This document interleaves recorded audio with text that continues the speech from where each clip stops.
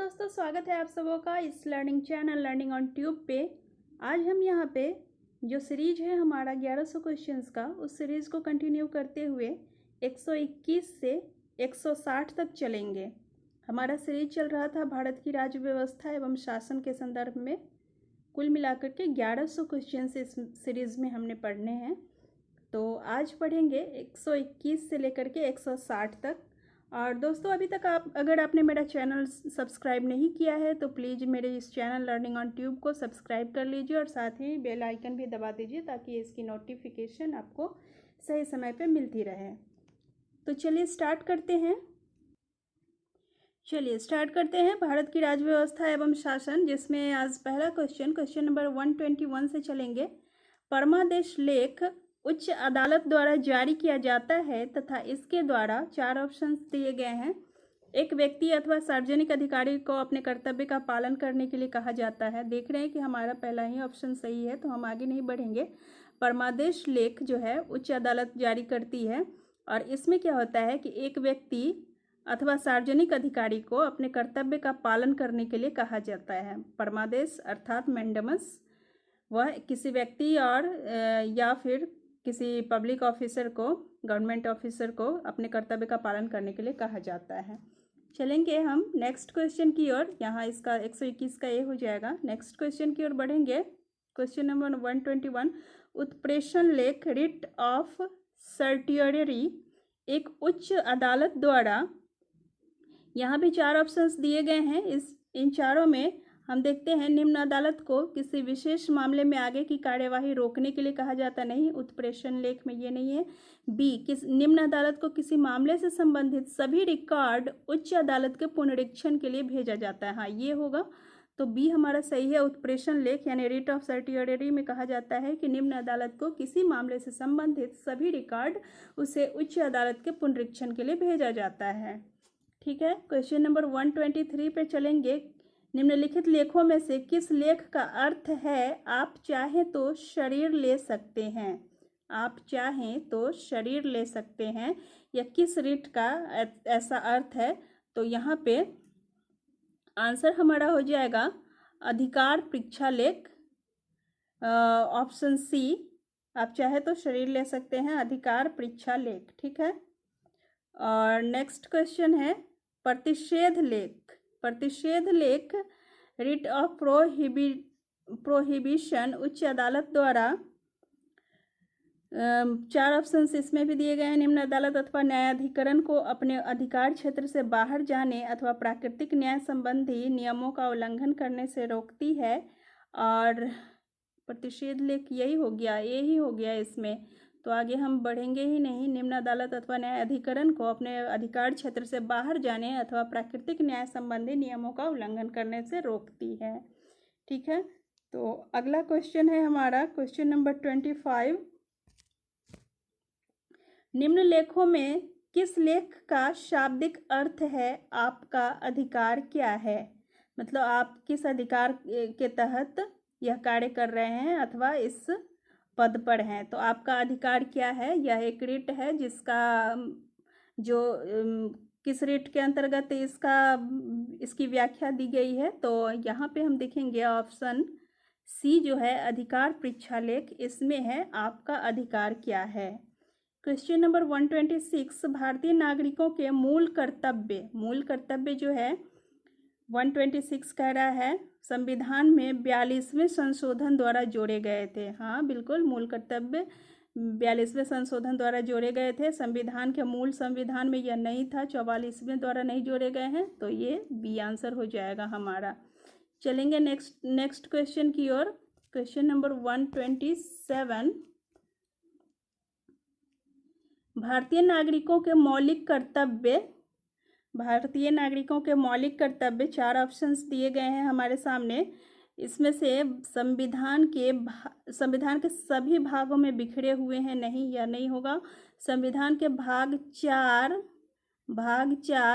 ए में दिए गए हैं, बिल्कुल संविधान के भाग 4 ए में दिए गए हैं, तो यह हमारा बी आंसर हो जाएगा। चलेंगे नेक्स्ट क्वेश्चन नंबर 128, निम्न में से कौन सा मौलिक कर्तव्य मौलिक कर्तव्यों की सूची में गलती से सम्मिलित किया गया है? कौन सा ऐसा मौलिक कर्तव्य है जो कि मौलिक कर्तव्यों की सूची में गलती से शामिल हुआ है? तो वह है परिवार नियोजन का पालन करना तथा जनसंख्या पर नियंत्रण करना। ठीक है, ये जबरदस्ती डाला गया है, इसलिए ये आंसर हो जाएगा। क्वेश्चन नंबर 129, भारत के नागरिकों के मौलिक कर्तव्य संविधान में कब जोड़े गए?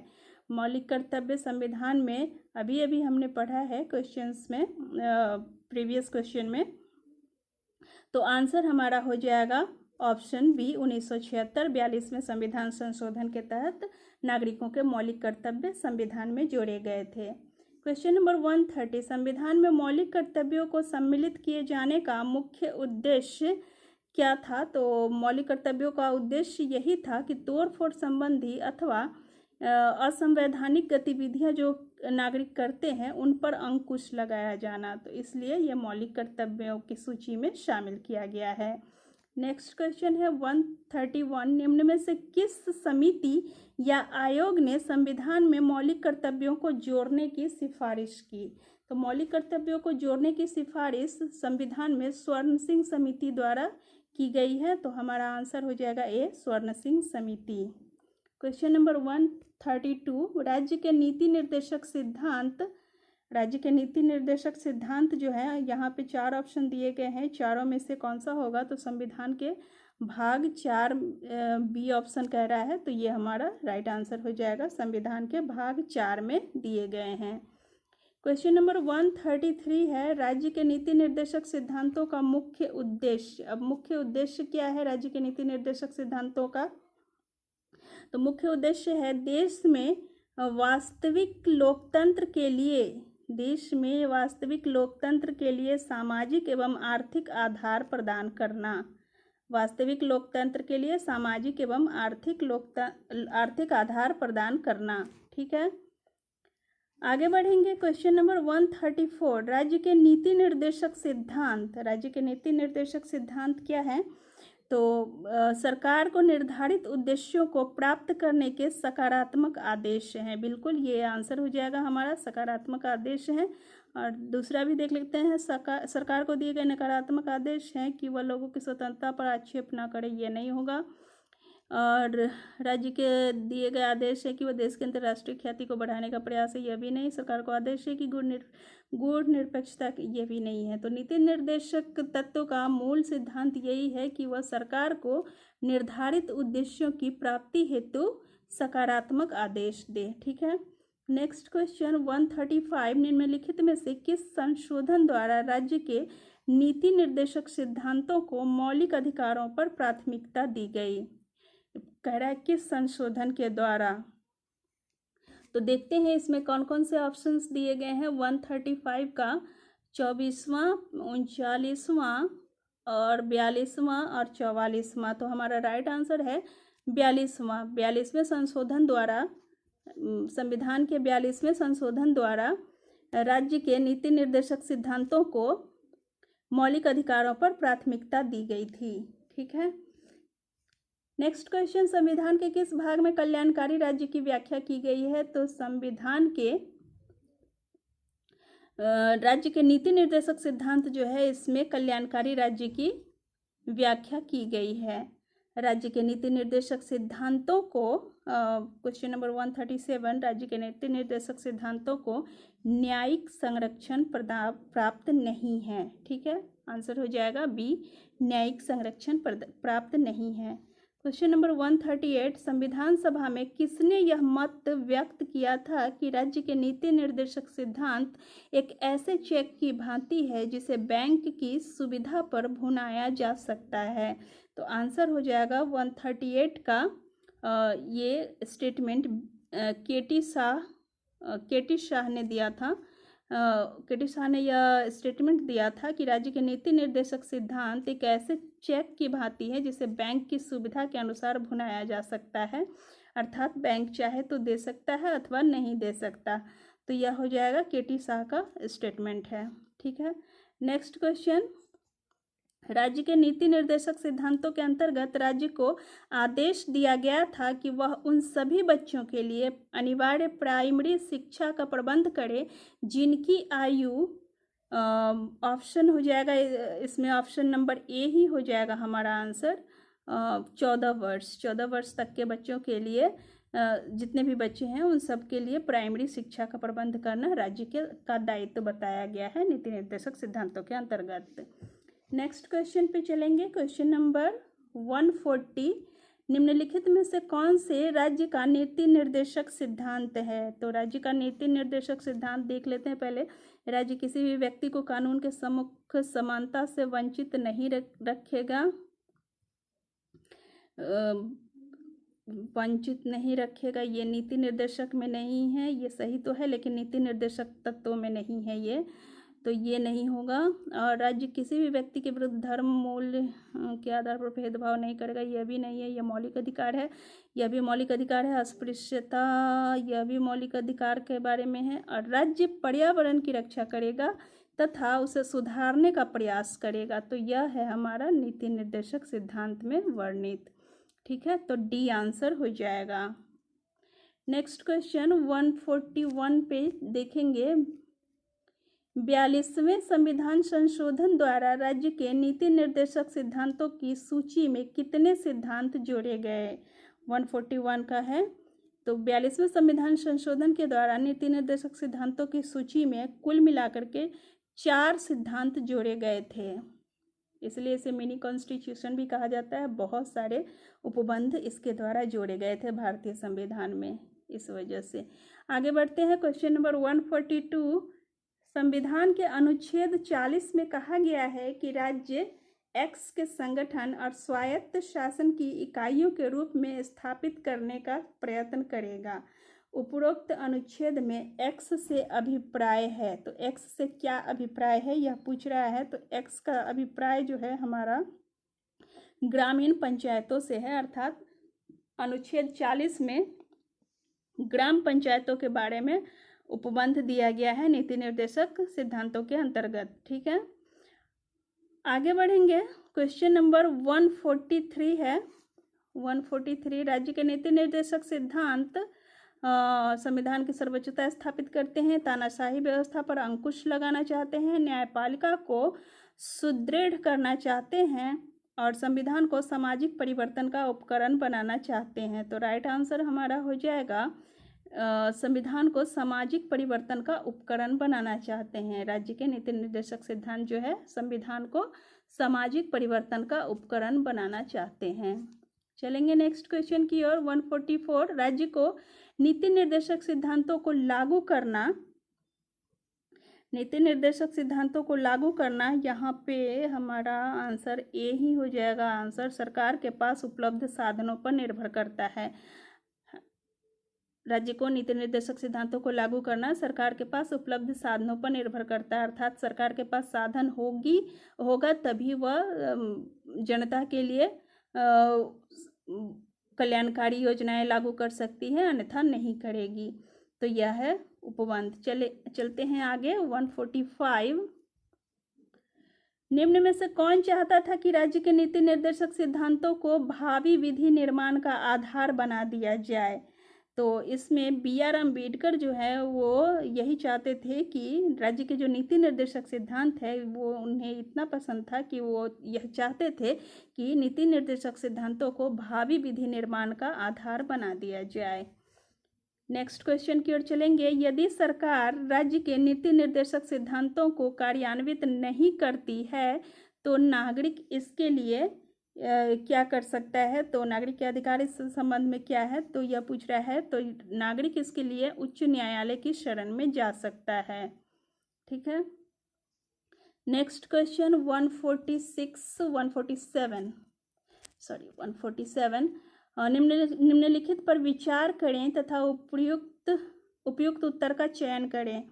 कथन है, संविधान में सम्मिलित नीति निर्देशक सिद्धांतों का मुख्य उद्देश्य वास्तविक लोकतंत्र के लिए सामाजिक तथा आर्थिक प्रदान करना है। और दूसरा कह रहा कारण, राज्य के नीति निर्देशक सिद्धांत केवल निर्देशन मात्र है जिन्हें सरकार को नीति निर्मित करते समय ध्यान में रखना पड़ता है तथा उन्हें न्यायालय के माध्यम से लागू नहीं कराया जा सकता। तो राइट आंसर है इसका।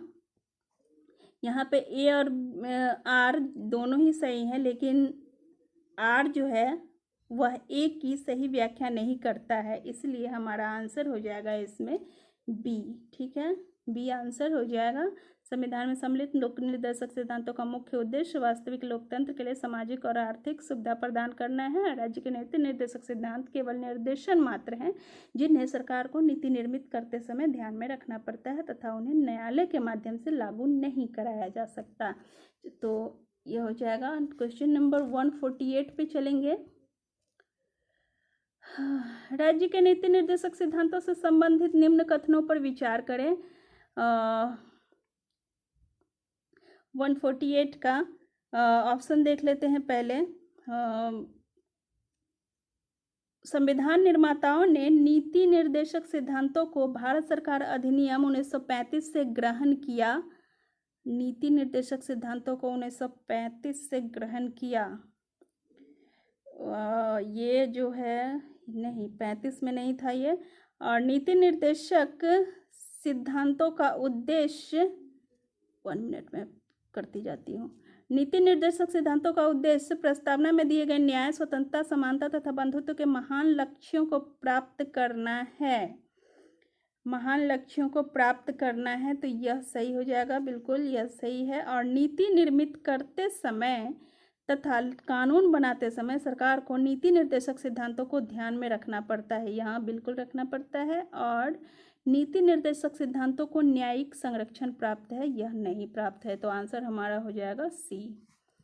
चलेंगे नेक्स्ट क्वेश्चन की ओर। 149 संविधान के किस संशोधन द्वारा राज्य को नीति निर्देशक सिद्धांतों के महत्व को बढ़ाने का प्रयास किया गया तथा यह प्रयोजन किया गया कि किसी भी कानून को जिसका निर्माण अनुच्छेद 39B तथा C के अंतर्गत किया गया है, इस आधार पर असंवैधानिक घोषित नहीं किया जाएगा कि यह अनुच्छेद 14 व 19 द्वारा प्रदान किए गए अधिकारों को सीमित करता है। इसका आंसर हो जाएगा हमारा, इसका आंसर 25वां हो जाएगा। 25वें संविधान संशोधन के द्वारा राज्य को नीति निर्देशक सिद्धांतों के महत्व को बढ़ाने का प्रयास किया गया और उसी में ये प्रयोजन किए गए थे।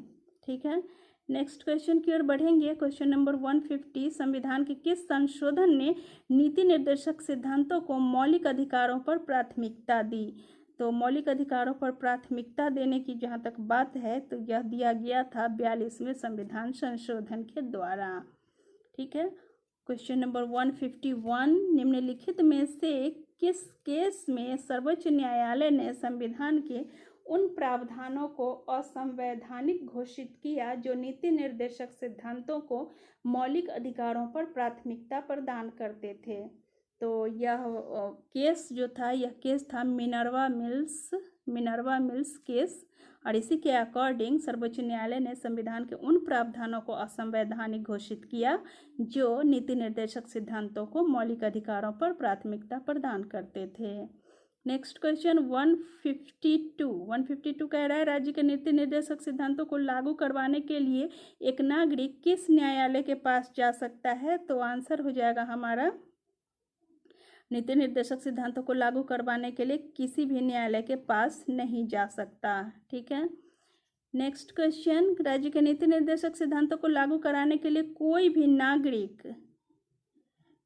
नागरिक न्यायालय के बारे में फिर पूछ रहा है, तो किसी भी न्यायालय के पास नहीं जा सकता है, डी आंसर हो जाएगा। क्वेश्चन नंबर 154 निम्न नीति निर्देशक सिद्धांतों में कौन सा सिद्धांत गांधीवादी विचारधारा पर आधारित है? गांधीवादी विचारधारा पर आधारित है। पहला तो हो जाएगा ग्राम पंचायत का गठन, ये गांधीवादी विचारधारा पर आधारित है।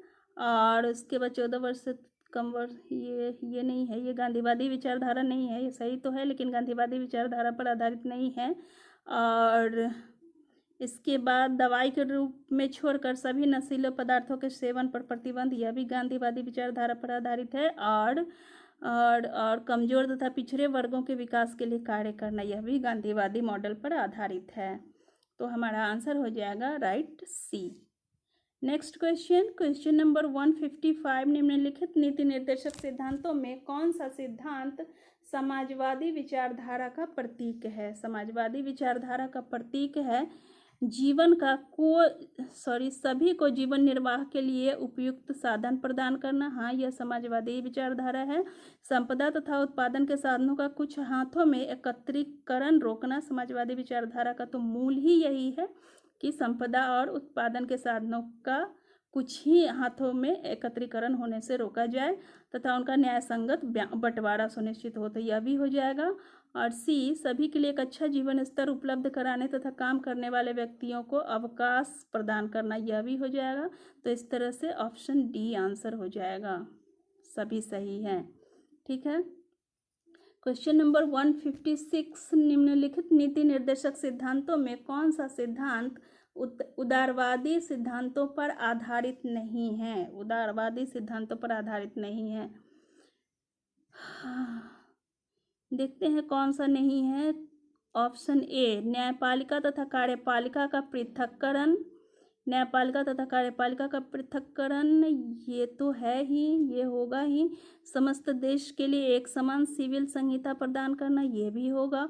कलात्मक तथा ऐतिहासिक महत्व के संस्थानों व स्मारकों की रक्षा करना, यह भी सही है। तो जब सारे होंगे कोई भी नहीं होगा ये पूछ रहा है, तो नेगेटिव वाला कोई भी नहीं है, तो आंसर हमारा डी हो जाएगा। ठीक है, आगे बढ़ेंगे। क्वेश्चन नंबर 157, निम्नलिखित में से कौन सा नीति निर्देशक सिद्धांत मूल संविधान का भाग नहीं था तथा बाद में संशोधन द्वारा संविधान में सम्मिलित किया गया? संशोधन द्वारा सम्मिलित किया गया, तो देख लेते हैं। 157 का है, व्यक्तियों तथा समूहों के बीच आय, प्रतिष्ठा, सुविधाओं और अवसरों की असमानताओं को कम करना। हाँ, यह मूल संविधान में नहीं था, यह सही है। वातावरण को संरक्षण देना, उसे सुधारने का प्रयास करना तथा जंगलों व वन्यजीव की रक्षा करना, यह मूल कर्तव्य में है, तो यह भी बाद में शामिल किया गया था संशोधन द्वारा। और तीसरा है, उद्योगों के प्रबंधीकरण में काम करने वाले लोगों को भाग लेने का अधिकार, तो यह भी था। तो यह मतलब यह भी संशोधन द्वारा ही सम्मिलित किया गया, तो आंसर हमारा डी हो जाएगा, उपरोक्त सभी। क्वेश्चन नंबर 158, मौलिक अधिकारों तथा राज्य के नीति निर्देशक सिद्धांतों में दिए गए निम्न अंतरों में से कौन सा गलत है? तो मौलिक अधिकार और नीति निर्देशक तत्वों में अंतर देख लेते हैं कौन कौन से हैं। नीति निर्देशक सिद्धांत सरकार को सकारात्मक आदेश देते हैं, जबकि मौलिक अधिकार सरकार को नकारात्मक निर्देशन देते हैं तथा उसे कुछ बातें करने से रोकते हैं। मूल अंतर पूछ रहा है ना, दिए गए निम्न अंतरों में से कौन सा गलत है? अच्छा, गलत पूछ रहा है, तो ये तो सही ही होगा, ये सही ही होगा, क्योंकि यह मौलिक अधिकार जो है यह सरकार के संबंध में नकारात्मक है, जबकि नागरिकों के संबंध में सकारात्मक है। और नीति निर्देशक सिद्धांत जो है सरकार के संदर्भ में सकारात्मक है, नागरिकों के संदर्भ में नकारात्मक भी हो सकते हैं कुछ मामलों में। और दूसरा है, नीति निर्देशक सिद्धांतों को न्यायिक संरक्षण प्राप्त नहीं है, परंतु मौलिक अधिकारों को न्यायिक संरक्षण प्रदान है, हाँ यह भी सही है। और तीसरा, यदि नीति निर्देशक सिद्धांत और मौलिक अधिकारों में टकराव होता है तो मौलिक अधिकारों को प्राथमिकता दी जाती है, हाँ यह भी सही है। तो आंसर हमारा डी हो जाएगा, अर्थात इसमें से कोई भी गलत नहीं है, उपरोक्त में से कोई नहीं। क्वेश्चन नंबर 159, किस केस में सर्वोच्च न्यायालय ने यह मत व्यक्त किया कि मौलिक अधिकार तथा नीति निर्देशक सिद्धांत एक दूसरे के पूरक हैं तथा एक को दूसरे के लिए बलिदान करने की आवश्यकता नहीं है? तो राइट आंसर इसमें है मिनर्वा मिल्स केस जो था, इसी में यह मत दिया गया था कि मौलिक अधिकार तथा नीति निर्देशक सिद्धांत जो है एक दूसरे के पूरक हैं और एक के लिए दूसरे को बलिदान करने की कोई आवश्यकता नहीं है। क्वेश्चन नंबर 160, संविधान केंद्र सरकार की समस्त कार्यकारिणी शक्ति जो है वह राष्ट्रपति को प्रदान की जाती है संविधान के द्वारा, तो आंसर हो जाएगा ऑप्शन ए। ठीक है, संविधान केंद्र सरकार की समस्त कार्यकारिणी शक्ति राष्ट्रपति को प्रदान करता है। ठीक है, तो इस तरह से हमारा ये 160 क्वेश्चन तक हमने 40 क्वेश्चन का सेगमेंट है, सीरीज है, तो 40 क्वेश्चन हमारे ये हो गए। तो अब नेक्स्ट वीडियो में फिर मिलेंगे आपसे, तब तक के लिए तब तक के लिए बाय बाय। और अगर आपको ये वीडियो अच्छी लगी हो तो प्लीज़ इसको सब्सक्राइब कीजिए और लाइक शेयर और कमेंट भी ज़रूर कीजिए। Thank you.